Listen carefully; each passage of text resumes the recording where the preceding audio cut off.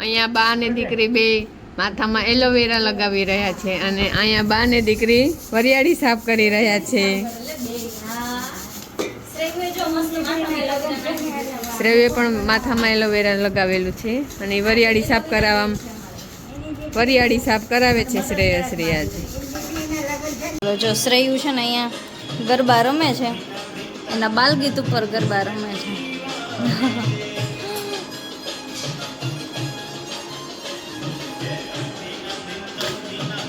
અને છે ને બા અહીંયા બેસી ગયા છે જમવા માટે. જમવામાં જ કઢી, ભાત, ચણાનું શાક, રોટલી, છાશ છે. બાજો જમવા બેસી ગયા છે. મમ્મી બેસી ગયા છે વરિયાળી સમી કરવા માટે. કેટલી બાકી રહી? ઓકે, ચલો. વાગી ગયા છે 5:30 અને મમ્મી જો અહીંયા પાછા વરિયાળી વીણવા બેસી ગયા છે અને હું, ભાભી અને શ્રી અમે ત્રણે જઈએ છીએ બહાર. અને બાજુ અહીંયા કથા સાંભળે છે, જિગ્નેશ દાદાની કથા છે.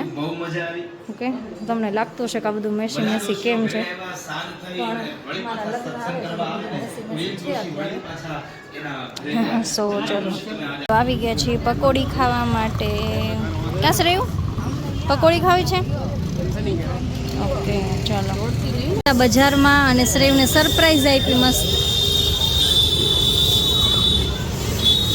બાય શ્રેયુ.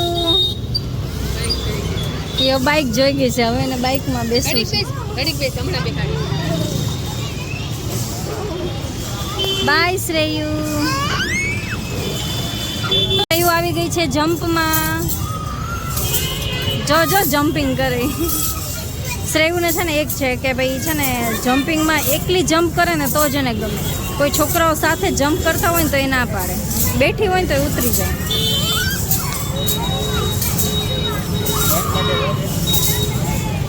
ચલો, અહીંયા છે ને મેઇન રોડ ઉપર બહુ જ બધી રાઇડ્સ છે નાના છોકરાઓ માટે. તો શ્રેયુને છે ને અમે સામે જે કાર છે ને આ કાર એમાં અમે એને બેસાડી હતી. તો ત્યાંથી 3-4 રાઉન્ડ ફરીને તરત એક એના જમ્પિંગમાં બેસવું છે, કેમ કે જમ્પિંગમાં બધા છોકરાઓ નીચે ઉતરી ગયા હતા. એટલે શ્રેયુને છે ને જમ્પિંગમાં બેસવું હતું. અને જમ્પિંગમાં છે ને કોઈ ન હોય તો જ બેસે છે.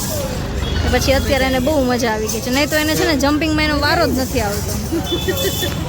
ફટાફટ રમ ચાલ, નહીં તો બીજા છોકરા આવી જશે.